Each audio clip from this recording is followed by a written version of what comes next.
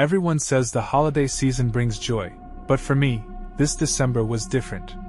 My name is Jacob Miller, I'm 28 years old, and I live alone in the small town of Salem, Massachusetts. It's famous for its eerie history, but I'm usually used to that. Recently, however, something has changed. The house where I rent an apartment is always quiet. It's an old 3-story building with massive windows and creaky floors. In the days leading up to the holidays, I decorated my rooms with garlands and set up an artificial Christmas tree. There was something soothing about sitting by the window with a cup of coffee and watching the snowfall cover everything around. But then things started to get strange. On the night from Monday to Tuesday, I woke up to a loud knocking sound. At first, I thought it was just the wind swaying a branch near the window. But as I listened, the sound repeated, a distinct, rhythmic knocking, as if someone were tapping out a short signal. 3 knocks, a pause, then 3 more. When I went to the window, I saw nothing but snow and darkness. Everything looked normal. Maybe I was just overtired. I went back to bed, but sleep wouldn't come.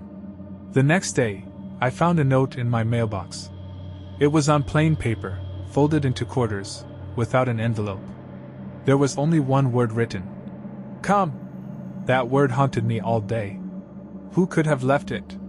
Why no signature? I decided it was just someone's prank. The town looked like something out of a Christmas postcard. Small houses with snow-covered roofs, shops adorned with twinkling lights, and the aroma of hot chocolate wafting from every corner. Yet, even amidst this beauty, I felt uneasy. It seemed like I was the only one noticing the shadows flitting through dark alleys and feeling the cold wind seeping through the window panes. That evening, I called my friend Mike. Mike, have you ever heard of anything strange happening in our town? I asked, trying to sound casual. Are you talking about witch legends or Christmas maniacs? He replied with a laugh. No, seriously. Someone left a note in my mailbox, and I heard a weird knocking at night. Maybe it's just your neighbors playing a prank, he suggested. Or maybe you're overthinking it. Look, if it were something serious, you'd definitely feel it, right? That same night, the knocking returned. But this time, it wasn't coming from outside. It sounded like it was coming from the ceiling, directly above my bed. I grabbed a flashlight and climbed up to the attic. The attic was dark and cold, filled with the smell of dust and old wood. In the corner, there was an old box of decorations left behind by previous tenants. I approached it and opened it. Inside, there was only one item, a small bell with a red ribbon. It looked completely new and pristine, as if it had just been placed there. When I picked up the bell, it rang. But what was strange, it rang on its own. I hadn't moved it, yet the sound resonated. I turned around, and in that moment I heard a voice. Quiet, whispering. They're already here. I don't know how long I stood in the attic, clutching that bell.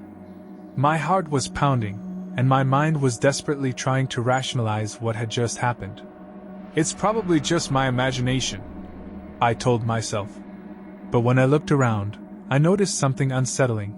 The dust on the floor had been disturbed, as if someone had recently been walking there. I decided to head back downstairs. The silence in my house was oppressive, pressing heavily against my ears. When I returned to the living room, I saw that the lights on the Christmas tree were blinking faster than usual, even though I hadn't changed the setting. It was almost like Morse code. I turned on my laptop, hoping to find some answers online. But what could I even search for? Strange bell in the attic. Whispers in the dark. I started scrolling through forums about paranormal phenomena until I stumbled upon a thread titled, Warnings Before New Year's Danger. It described how, in the week leading up to New Year's, people in some towns start noticing strange occurrences. Messages, knocking, whispers, all of it seemed like warnings of something coming on New Year's Eve. This time, I didn't call Mike. I remembered that one of my colleagues, Claire, had an interest in the mystical. She worked at the local library and was always sharing stories about spirits. Hi Claire, do you have a minute? I asked. Jake, of course. Is something wrong? I'm not sure how to explain it. Strange things are happening in my house. I found a bell in the attic, heard whispers. Have you ever heard of anything like that? Claire fell silent for a few seconds before replying. You're not joking, are you? If not, this could be serious. There's a record of something similar in our archives. Come by tomorrow, and I'll show you. The next morning, I headed to the library. Claire greeted me with a large book filled with old newspaper clippings and handwritten notes. There's a story here about a family that disappeared in the 1950s after hearing whispers and seeing strange signals before New Year's, she explained. But what's most interesting, it's tied to a bell. They had one too. Walking home after my conversation with Claire, I couldn't shake the feeling of being watched. In the dark storefront windows, it seemed like someone was hiding, and every footstep behind me made me turn around. But no one was there. When I entered my apartment, I was met by a smell, sharp and unfamiliar. It wasn't food or anything I recognized. It was more like the scent of burning mixed with metal. I went to the kitchen to check if I'd left the stove on, but everything was in order. On the table, however, was a letter. I was certain I hadn't left it there. It read, "The time is almost here." Now I knew this was no coincidence or prank. I decided to leave the apartment and spend the night somewhere else. But as soon as I opened the door, I heard the bell ringing again. It was coming from the room behind me. "What does this mean?" I asked, feeling the tension tightening in my chest.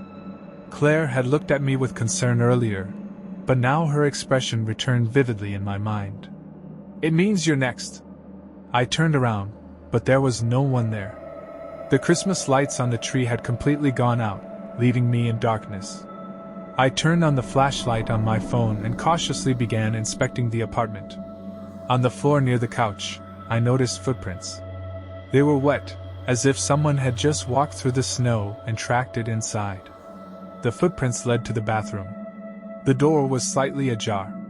I reached out to close it, but from inside I heard a low, drawn-out whisper. "We are waiting." At that moment, I realized time was running out. The next morning, I decided to leave the town. It felt as if all of Salem was now wrapped in an invisible web, slowly tightening around me.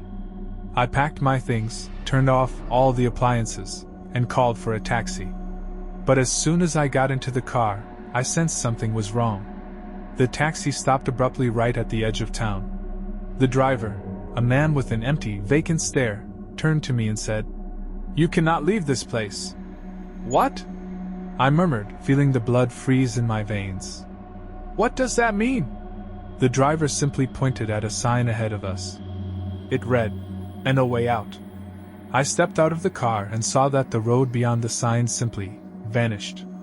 It dissolved into a thick, swirling fog that stretched endlessly into the void. I returned home, confused and terrified. I tried calling Mike and Claire, but their phones were out of reach. It felt like I was completely alone. I tried sending messages, but they wouldn't go through. Desperate for clues, I opened my laptop and went back to that forum. This time, there was a new message addressed directly to me. "Jacob, we've been waiting for you." I shut the laptop and pushed it away. The room around me seemed to fill with a thick, oppressive silence that felt almost tangible. Every sound, the crackle of the radiator or the creak of the chair, seemed unnaturally loud. One question tormented me. If they'd been waiting for me, then who are they?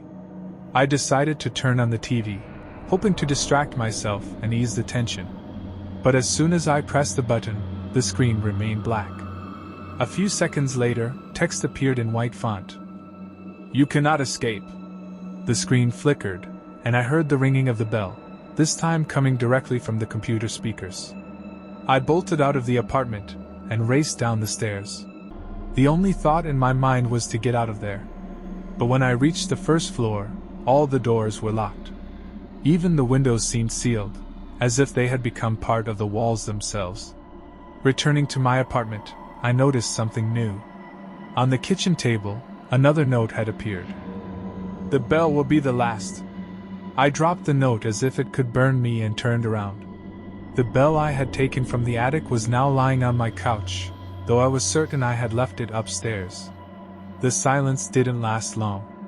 shadows began to appear on the wall across from me.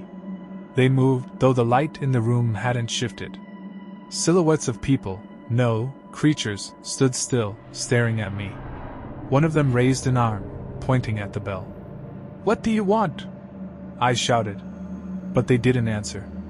Instead, the bell began to ring on its own.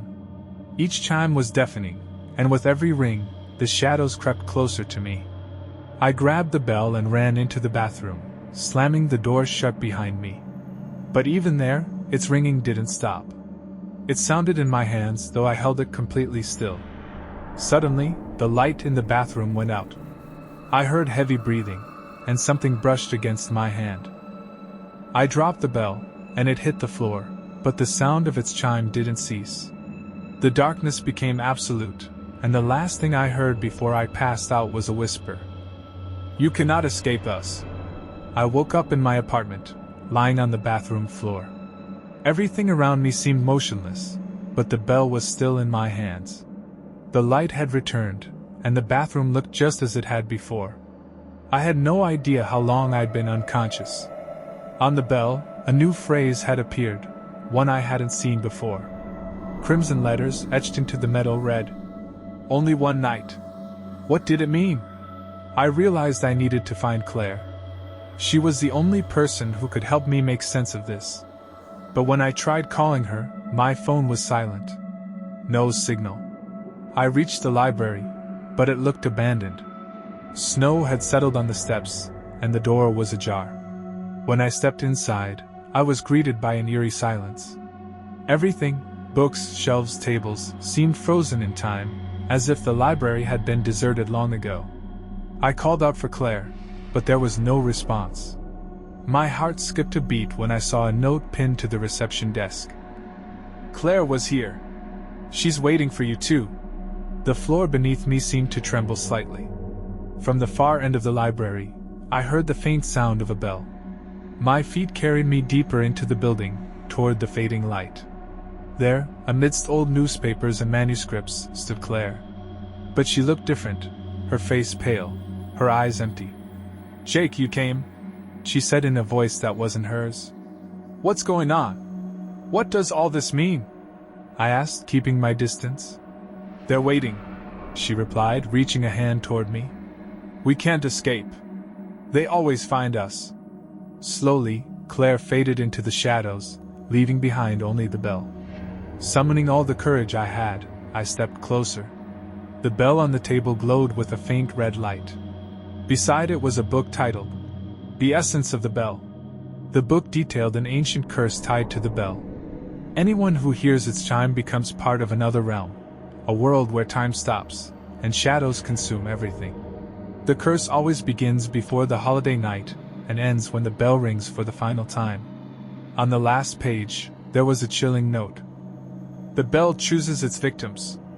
Only those who accept it can survive the night, but no one returns the same as before." I ran out of the library, realizing that time was slipping away. The bell was now in my hand, and its chime grew louder with every passing minute. The town around me was empty. No people, no sounds, just my own footsteps and the relentless ringing.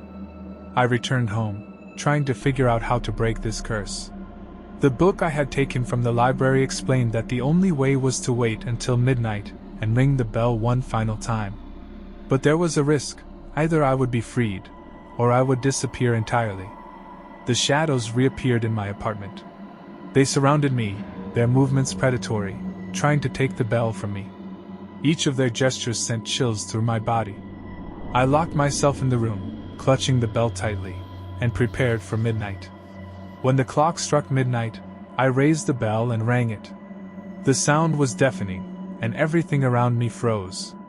The shadows began to dissolve, but with them, so did the entire town.